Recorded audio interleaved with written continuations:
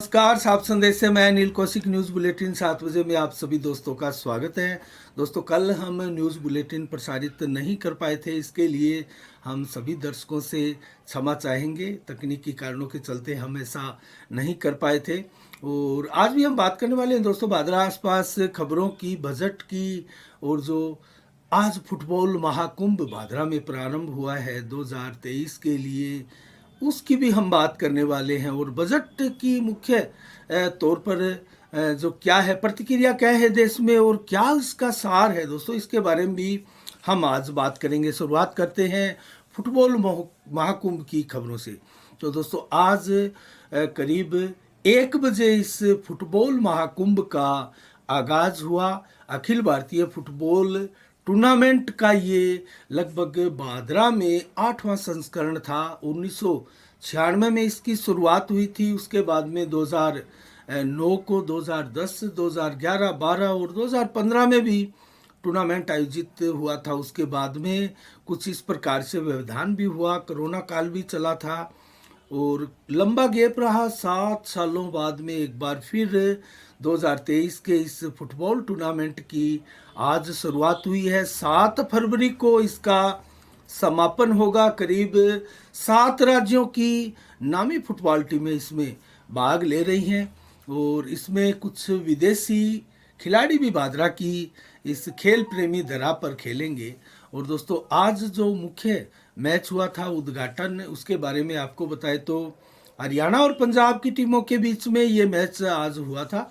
पंजाब की अमृतसर और हरियाणा की बट्टू टीम के बीच में ये उद्घाटन मैच खेला गया और 7-0 के विशाल अंतर से भट्टू ने अमृतसर को हराकर प्रथम मुकाबला जीत लिया था। बेशक एक तरफा लग रहा था मैच, हुआ भी जैसा स्कोर आप देख रहे हैं, लेकिन खिलाड़ियों के जोश में कहीं कोई कमी नहीं थी और दर्शकों ने भरपूर रोमांच से इस मैच का लुत्फ भी उठाया।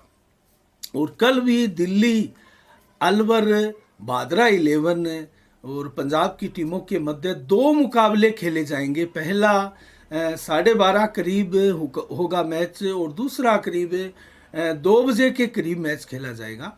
तो सारे ही मुकाबले दिलचस्प और रोचक होने वाले हैं। आज उद्घाटन समारोह जब हुआ तो अतिथियों का आना प्रारंभ हुआ। तो दोस्तों, श्रीमान बाल योगी महंत रूपनाथ आज उद्घाटन करता रहे भादरा के इस फुटबॉल महाकुंभ में। तो उन्होंने एक फुटबॉल के किक लगाकर मैच का उद्घाटन किया और इससे पहले फुटबॉल के किंग माने जाने वाले, कोच माने जाने वाले भादरा के भीषम पितामह हैं भंवर सिंह राजपूत उर्फ टिक्कू की प्रतिमा के ऊपर पुष्पांजलि अर्पित करते हुए उन्हें श्रद्धांजलि भी दी और उसके बाद में विधिवत रूप से टूर्नामेंट का प्रारंभ हुआ। तो महंत रूपनाथ के साथ यहाँ बलवान पुनिया नहीं आए, मुख्य अतिथि थे वो इस कार्यक्रम के, लेकिन विधानसभा सत्र चलते रहने के कारण उनके सुपुत्र शुभम पुनिया और भतीजे अभिजीत पुनिया इस कार्यक्रम में पहुंचे थे। इसके अलावा रईसा बानो चेयरमैन महोदया भी इस कार्यक्रम में समारोह अध्यक्षता के रूप में मौजूद रही। और इसके अलावा बलवंत सैनी, जगदीश टोकसिया और विनोद जिंदल के साथ सुरेंद्र नाटा के प्रतिनिधि राजेंद्र जलंधरा और इसके अलावा बलवान सिहाग भी मौजूद रहे, नरेश नोखवाल मंच पर मौजूद रहे, विजय कौशिक भी मंच पर मौजूद रहे। इसके अलावा अन्य अतिथियों में प्रशासनिक दृष्टि से बात करें तो एसडीएम महोदया शकुंतला चौधरी इस कार्यक्रम में अतिथि बनकर भी पहुंची और उन्होंने संबोधित भी किया। सीआई रणवीर साई भी यहाँ मौजूद रहे, व्यवस्थाओं का जायजा लिया और बड़ी संख्या में भीड़ दोस्तों आज खेल मैदान में उमड़ी थी, क्योंकि भादरा का ये जो फुटबॉल का खेल है वो एक प्रकार से परंपरागत खेल माना जाता है भादरा का। और नोहर और भादरा दोनों ही कस्बों में करीब आज़ादी से पहले ही फुटबॉल का खेल प्रारंभ हो गया था और इसी यही कारण है कि बड़ी संख्या में लोग फुटबॉल के दीवाने हैं। मात्र 1 घंटा के मैच में हर आपको वो चीज़ मिलेगी। और विशेषज्ञ डॉक्टर भी चिकित्सक भी बताते हैं कि फुटबॉल का एक मैच ऐसा है कि आप अगर फुटबॉल खेलते हैं तो किसी प्रकार की अतिरिक्त एक्सरसाइज आपको नहीं करनी पड़ती, क्योंकि शरीर के हर अंग की एक्सरसाइज फुटबॉल खेल में होती है। रोमांच से भरपूर ये मैच होता है, किस पल में क्या हो जाए, मैच का पासा पलट जाए, एक गोल हो जाए और वो एक गोल ही बहुत बार निर्णायक होता है बराबरी की टीमों में। और ऐसे में मैच का रोमांच जो है जब तक मैच चलता है बना रहता है। यही कारण है कि फुटबॉल का जो यहाँ एक प्रकार से जुनून है वो देखने लायक होता है। और ऐसा ही लगभग नौहर कस्बे में भी होता है। तो कल होने वाले मैच भी रोमांच से भरपूर होंगे और 7 फरवरी को इस टूर्नामेंट का भव्य समापन भी होगा और विदेशी खिलाड़ी भी इस भादरा की पावन धरा पर, खेल प्रेमी धरा पर खेलेंगे। इसके अलावा दोस्तों हम बात करें अन्य खबरों की तो भिरानी के राजकीय उच्च माध्यमिक स्कूल में आरजेएस पल्लवी बेनीवाल का जलंधरा परिवार ने सम्मान किया। दोस्तों एक सम्मान समारोह रखा गया था जिसमें आरजेएस पल्लवी बेनीवाल और इसके अलावा कैप्टन अजय बेनीवाल, प्रमोद बेनीवाल के सम्मान स्वरूप ये सम्मान समारोह रखा गया था। सरपंच राजेंद्र जलंधरा परिवार द्वारा प्रतीक चिन्ह देकर, साफा उड़ाकर, शाल उड़ाकर इन सभी जो शख्सियत है उनका सम्मान किया गया। कक्षा स्कूल के सभी छात्र छात्राएं भी इस अवसर पर मौजूद रहे, गणमान्य जन भी इस अवसर पर मौजूद रहे। अब हम बात करेंगे दोस्तों जो बजट की प्रतिक्रिया आ रही है, पीएम नरेंद्र मोदी का सरकार का जो दूसरा ये कार्यकाल है उसका एक प्रकार से अंतिम बजट ये था दोस्तों। और निर्मला सीतारमण वित्त मंत्री का ये 5वां अंतिम बजट था। और इस बजट में क्या कुछ रहा, कितने का ये कुल बजट था और क्या सार है इसका, ये हम आपको ज़रूर बताएंगे। तरह तरह की चर्चाएं, विपक्ष आरोप लगा रहा है कि जनता के साथ छलावा मात्र है और इसमें किसानों के लिए कुछ नहीं है, युवाओं के लिए कुछ नहीं है, महिलाओं के लिए कुछ नहीं है। इस प्रकार के आप बयान अलग अलग विपक्ष के नेताओं के सुन रहे होंगे। लेकिन भाजपा के नेताओं का कहना है कि जन कल्याणकारी बजट है, ये भारत को आगे तरक्की की राह पर ले जाने वाला बजट है।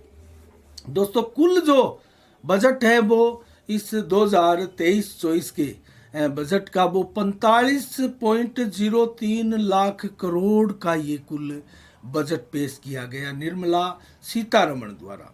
और पिछले बजट के मुकाबले 7.5% ज़्यादा था ये बजट।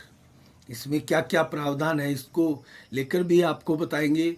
और इसमें मध्यम वर्ग के लिए क्या है, गरीबों के लिए क्या है, पूंजीपतियों के लिए सरकार ने इसमें क्या रखा है। तो मध्यम वर्ग की बात करते हैं दोस्तों, लगभग चाहे वो राज्य का बजट हो चाहे वो केंद्र का बजट हो, मध्यम वर्गीय जो परिवार है, लोग हैं, उनके लिए ज़्यादा कुछ बजटों में नहीं होता है दोस्तों। और सबसे ज़्यादा मार ही इन्हीं मध्यम वर्ग के लोगों को पड़ती है।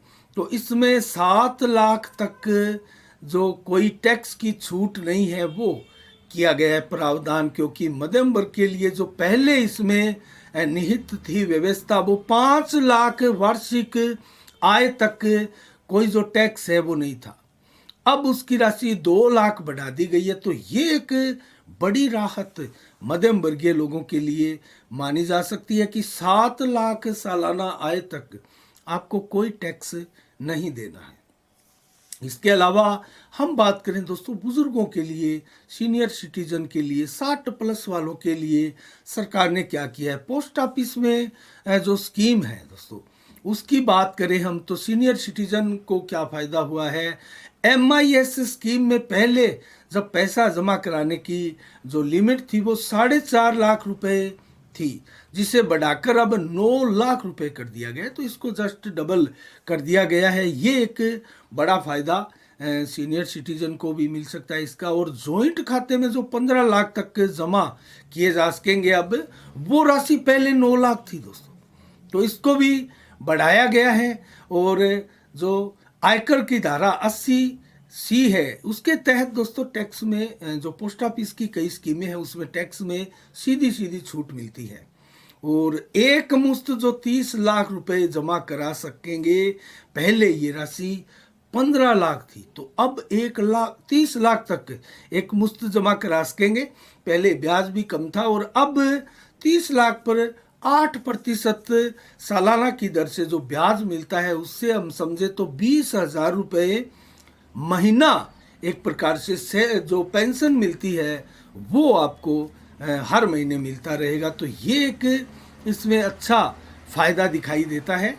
और बजट में कृषि एवं ग्रामीण अर्थव्यवस्थाओं को भी खूब महत्व दिया गया है। इसके अलावा दोस्तों हम बात करें कि बजट अब कहाँ खर्च करने वाली है सरकार, तो आपको सारांश बता देते हैं पूरा। ये जो पूरा बजट है 45.03 लाख करोड़ का, वो कहाँ निवेश करेगी सरकार, कहाँ खर्च करने वाली है। तो परिवहन पर 5.17 लाख करोड़ रुपए खर्च किए जाएंगे परिवहन पर। और डिफेंस सेक्टर जो है, रक्षा इत्यादि उपकरण आदि खरीदने के लिए 4.32 लाख करोड़ का बजट इस बार रखा गया है। तो भारत की सुरक्षा में अब कोई चूक भारत नहीं चाहता है। इसके अलावा अब बात करें प्रमुख विभिन्न प्रकार की सब्सिडियों की बात करें तो 3.74 लाख करोड़ रुपए का इसमें प्रावधान दिया गया है। और राज्यों को जो वित्तीय सहायताएं मिलती हैं दोस्तों, उसका जिक्र करें तो 3.24 लाख करोड़ राज्यों को सहायता दी जाएगी। उसके लिए ये बजट निहित किया गया है, निर्धारित किया गया है। पेंशन पर 2.34 लाख करोड़ खर्च होंगे। और इसके अलावा ग्रामीण विकास की बात कर ली जाए तो 2.38 लाख करोड़ रुपए ग्रामीण विकास पर खर्च होंगे। तो ग्रामीण विकास की योजना सरकार ने अच्छा खासा बजट रखा है। शिक्षा पर क्या रखा है दोस्तों, 1.12 लाख करोड़ रुपए शिक्षा पर खर्च करेगी सरकार। और ऊर्जा पर 95,000 करोड़ रुपया खर्च किया जाएगा। इसके अलावा स्वास्थ्य की बात करें तो 89,000 करोड़ रुपए स्वास्थ्य पर भी खर्च किए जाएंगे। कृषि पर किसानों के लिए इसमें 84,000 करोड़ रुपए का प्रावधान रखा गया है। और शहरी विकास की बात करें तो शहरी विकास में भी 76,000 करोड़ रुपए सुनिश्चित किए गए हैं। और संघीय राज्यों पर भी बात करें तो 61,000 करोड़ रुपए का प्रावधान सरकार द्वारा रखा गया है। और सामाजिक कल्याण के कार्यों की अगर बात करें तो 55,000 करोड़ रुपए का बजट इसमें रखा गया है। वाणिज्य उद्योग आदि की बात करें तो 48,000 करोड़ रुपए का बजट उसमें भी रखा गया है। और वैज्ञानिक विभाग की बात करें दोस्तों, अनेक प्रकार की वैज्ञानिकों की जो स्कीमें एक प्रकार से चलती हैं, जो अंतरिक्ष के कार्यक्रम हैं और कोई शोध का कार्यक्रम है, उसमें भी 32,000 करोड़ रुपए सरकार खर्च करेगी। इसके अलावा आईटी और संचार आदि पर भी अगर खर्च की बात करें तो 93,000 करोड़ रुपए इसके लिए भी निर्धारित किए गए हैं। और गृह विभाग की विभिन्न योजनाओं को लेकर सुदृढ़ीकरण की दिशा को लेकर 1.34 लाख करोड़ रुपए रखे गए हैं। तो ये भी बम्पर बजट रखा गया है। आयकर विभाग के विभिन्न मंदों पर खर्च होने के लिए भी 1.94 लाख करोड़ रुपए की राशि रखी गई है।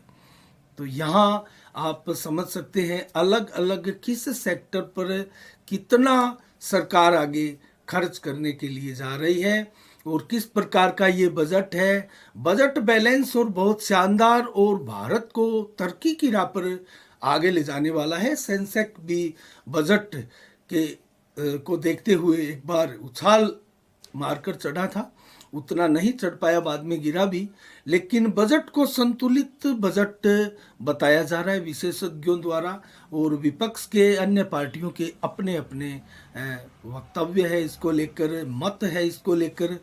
तो आपको कैसा लगा बजट का जो सारांश हमने बताया, वो भी दोस्तों देखिएगा। और आज एक और न्यूज़ आपको बताएं तो भारत और न्यूजीलैंड के बीच में जो T20 का तीसरा मुकाबला खेला गया था उसको भारत ने जीतकर 2-1 से अब सरखला न्यूजीलैंड से भारत ने जीत ली है। T20 की भी 234 रन 6 विकेट पर 20 ओवरों में भारत ने बनाए थे और न्यूजीलैंड की पूरी टीम को 66 रन पर ही ऑल आउट कर लिया गया।